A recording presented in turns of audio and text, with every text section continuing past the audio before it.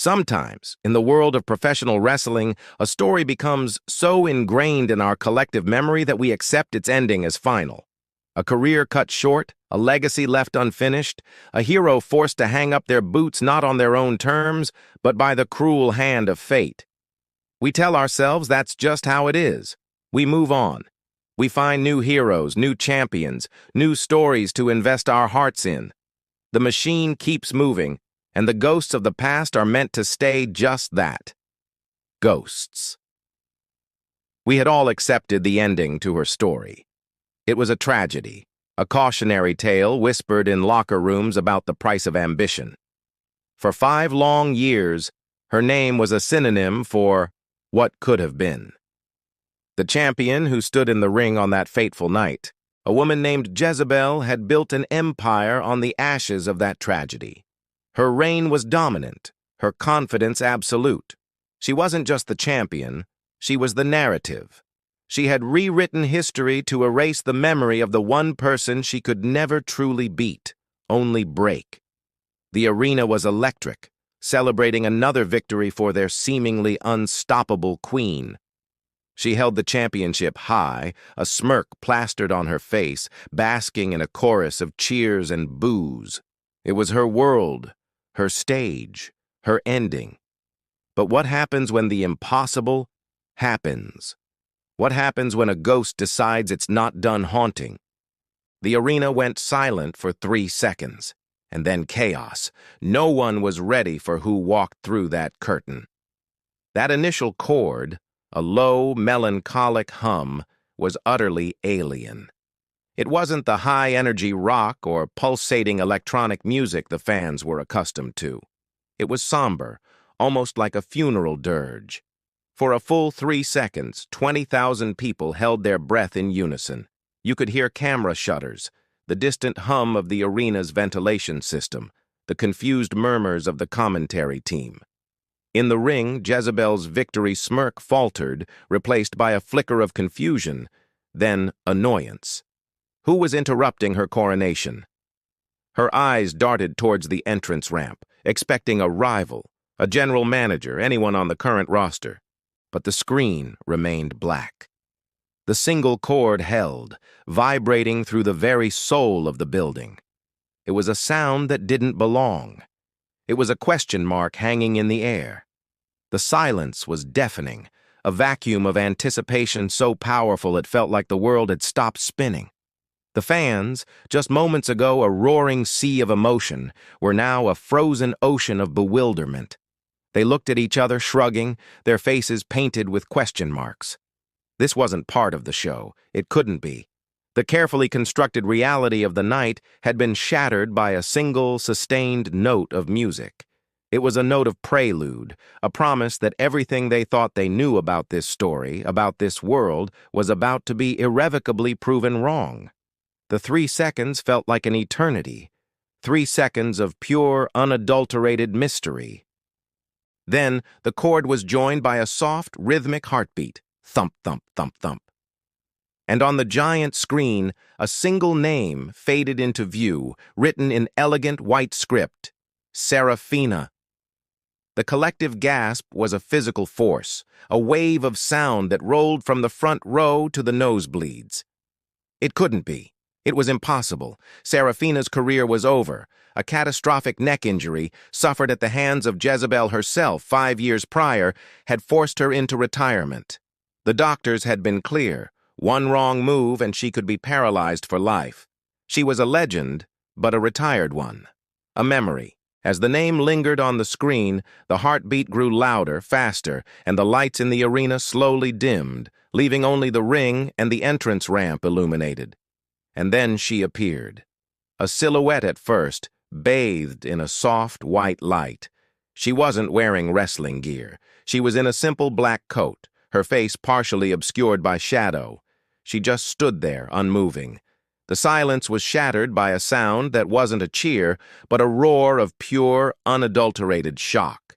It was a sound of disbelief, of ghosts being made real. In the ring, Jezebel's face went pale. The color drained from her cheeks, her championship belt suddenly looking like a 10-ton weight in her hands. This wasn't a rival. This was a reckoning. This was the ghost of her past walking out of the darkness and into her spotlight. The chaos you saw in the arena was only a fraction of the pandemonium erupting backstage. The moment Serafina's silhouette appeared, the gorilla position, the area just behind the curtain, descended into a state of controlled anarchy. Producers, who had been meticulously planning every camera cut and graphic, were now screaming into their headsets. "Is this real? Who cleared this? Get me a camera on Jezebel, now!" The secret had been held by a microscopic circle of people, a testament to the gravity of the moment. Most of the other wrestlers were watching on monitors in the locker room, their own post-match routines forgotten. Veterans who had shared a ring with Serafina stood with their jaws agape. Younger stars who had only heard the legends whispered in hushed tones now saw the myth made flesh. Friendships and rivalries were momentarily erased, replaced by a shared sense of awe and disbelief. This wasn't just a surprise return.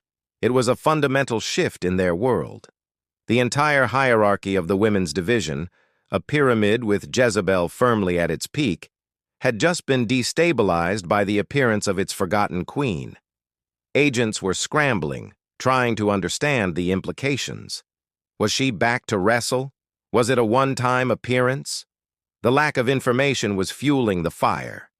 In the center of it all, the company's chairman watched from his office, a rare, knowing smile on his face. He had rolled the dice on the biggest secret in years, and the sound of the crowd's explosion was his jackpot. By sunrise the next morning, the wrestling world was no longer the same. Serafina's return wasn't just the top story, it was the only story. Mainstream sports networks, who usually relegated wrestling to a brief mention, led their broadcasts with footage of the moment.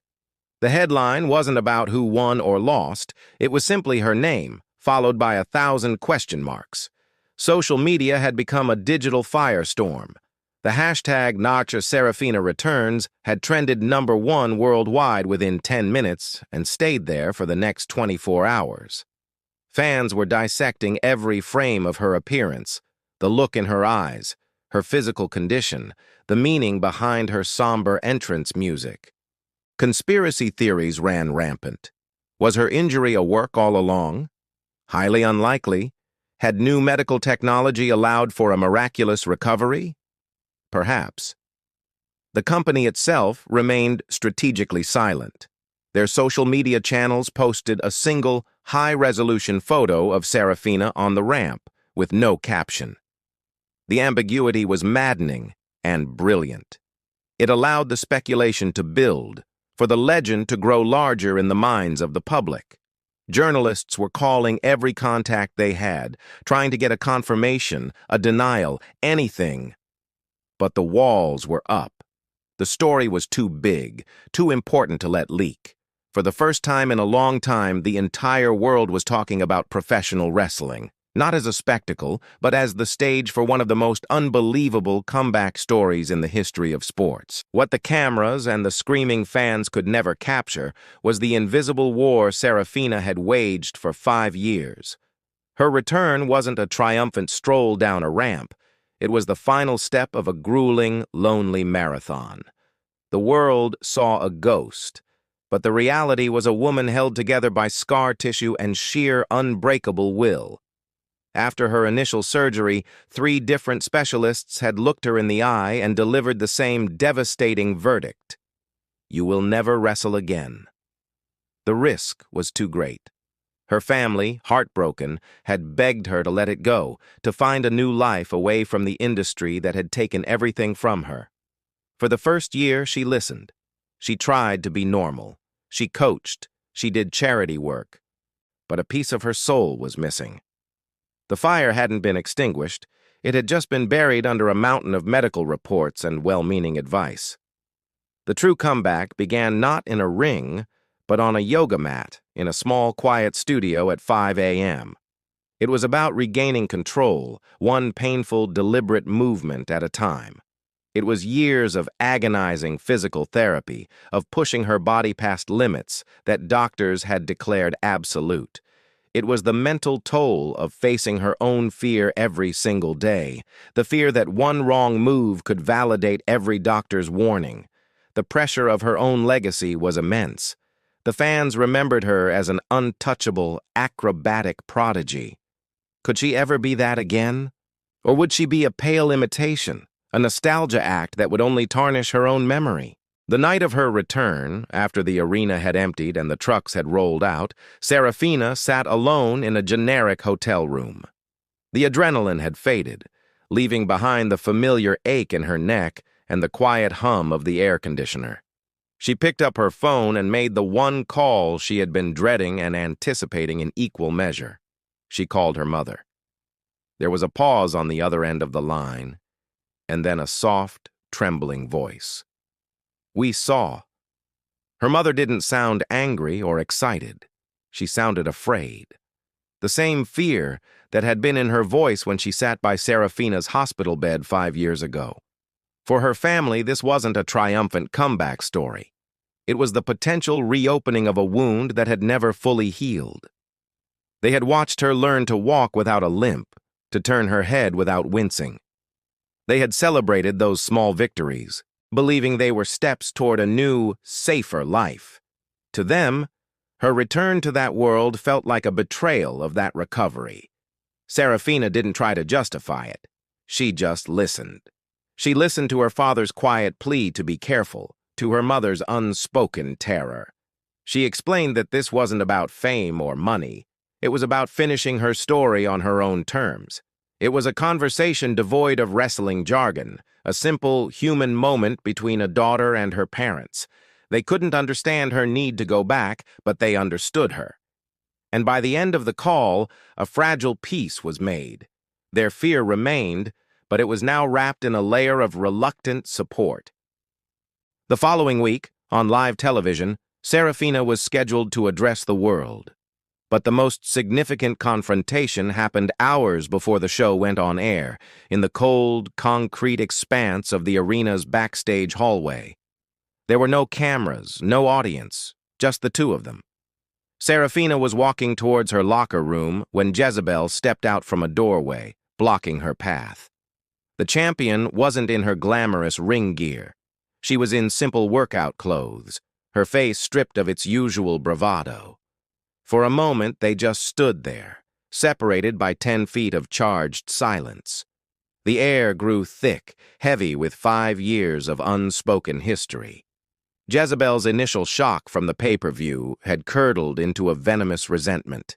She had spent half a decade meticulously building her legacy, making the fans forget the name Serafina. She had become the sun around which the entire division orbited. Now, the ghost had returned to reclaim the throne, and Jezebel's empire suddenly felt like it was built on sand. She spoke first, her voice a low, dangerous whisper. "You have no idea what you've done." It wasn't a threat. It was a statement of fact, a warning about the world she was stepping back into. Serafina didn't flinch. She simply met Jezebel's gaze, her expression unreadable. "I know exactly what I've done," she replied, her voice calm and steady. "I came back to finish what you started." She then walked past Jezebel without another word. The war wouldn't be fought with fists, not yet.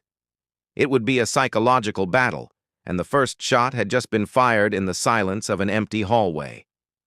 That brief, chilling encounter sent ripples through the entire locker room.